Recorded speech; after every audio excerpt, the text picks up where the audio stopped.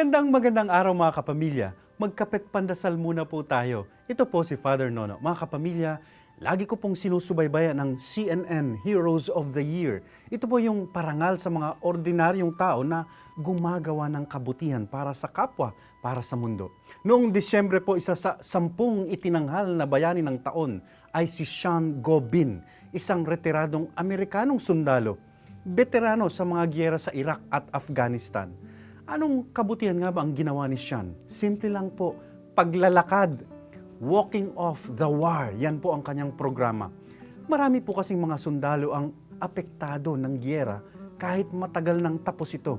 Para silang minumulto ng mga alaala ng karahasan. Kaya't ang alay ni Sean ay sama-sama silang maglakad sa kagubatan. At marami po siyang natulungan. Soldiers were able to come to terms with their war pasts by walking off the war.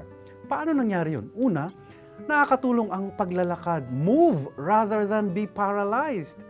Ikalawa, may makakasama ka at makakapag-usap kayo.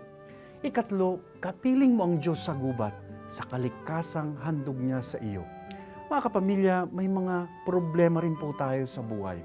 Ilakad natin ang mga yan, maghanap ng kasama at alalahanin lagi na kasabay natin ang Diyos. Sabi nga ng simbahan, tayo raw ay mga peregrino. We are all pilgrims and our destination is God. Amen.